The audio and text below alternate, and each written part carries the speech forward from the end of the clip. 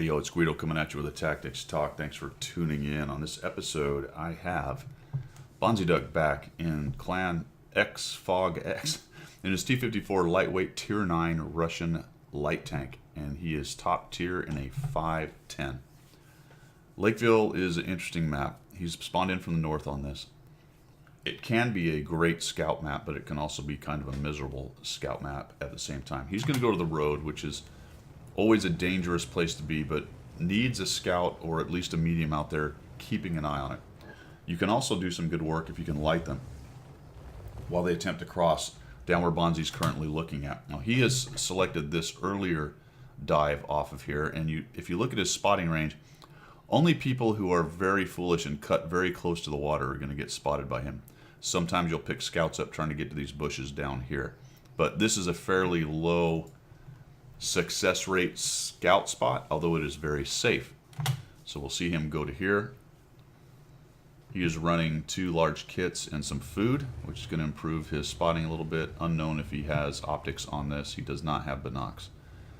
So he's going to move up a little ways here, cautious, taking a look, and now he's going to move forward. The second spotting bush that you can get to, which is a higher payoff, higher risk, is this one right here, at least from the north direction.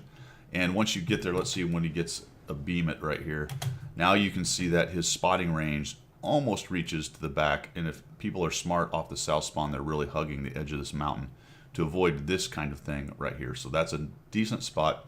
One of the reasons I carry binocs is that I like to get into that bush, kick the binocs on, and that will push it out, my spotting out to the white line, which will get as much spotting as possible depending on which tank it is going right there.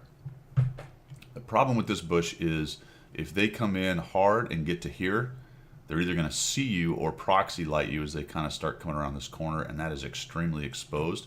It's hard to get away from here without getting killed by all their snipers who are going to be looking for exactly that, especially if they see one of their scouts coming up the middle.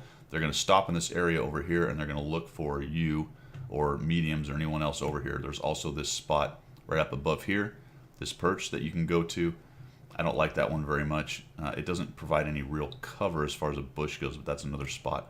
Clearly it's a few meters behind this forward one.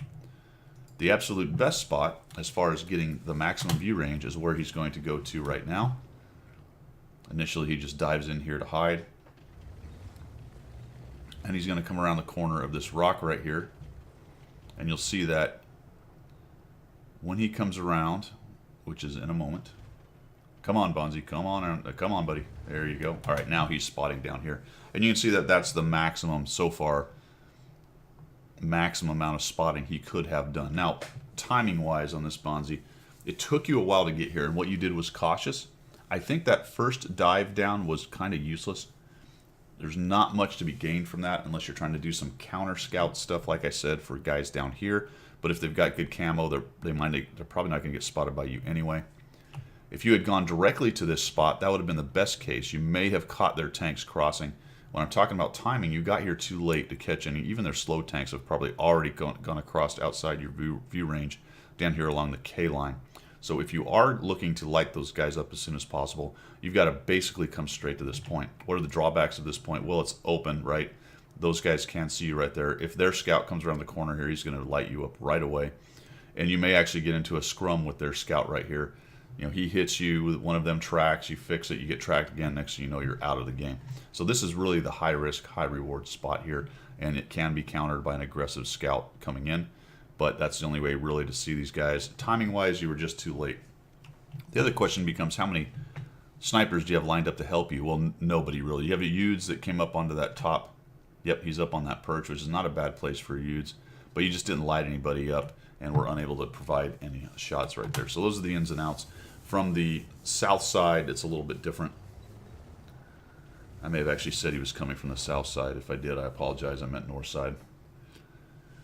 He spawned into the north, not the south. So now we have an interesting thing going on here. We've got quite a valley push. This has become worse with patch 1.0 because they shallowed out the rise right there in between E and F on the 2 line. People, for some reason, believe that now the valley push is the way to go. It's still a fool's errand, but you can see that two large globs of the teams. Both teams have headed in there. At least Bonzi has a decent crew going into the town. T54's there, he shoots. Now you have to know you're going to get spotted right there. All right, so he was close enough. That was very dangerous. There turns out there's not any snipers sitting here, or if there are, there's very few, and for whatever reason, they're not looking at you immediately. So you get lit there. Kind of hanging out, looking for shots. And I have to ask you at this point, all right, what's the plan? You just got lit. They know you're on this middle. What are we trying to do? We're not going to catch these guys anymore, right? These dudes are in town. You just let them know you're there, so they're unlikely to come around the corner.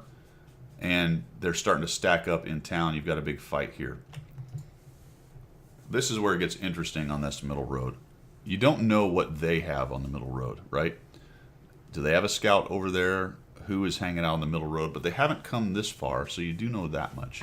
You have a Udes back there behind you. I think I'd have bailed off of this road about right now. Something interesting happens here, and I don't know if you're spotted the whole time. This might take a while to happen. You're moving around. Remember, you got a sixth sense. It went away, but you haven't had a subsequent one. We're just kind of hanging out. And again, I'm asking you, what's the plan here? They're starting to engage in town. You've got a fight over on the west side, and there's a shot that just came in. So I don't know if they were just shooting at a last known, maybe hoping to get a shot on you, or if you were spotted the whole time. I think if you were spotted the whole time, you'd have taken a shot much earlier, so probably just a lucky guess on about where you were. Now what you're looking for is guys to cross. You can see that your team has sat in the north edge of town and has not pushed in.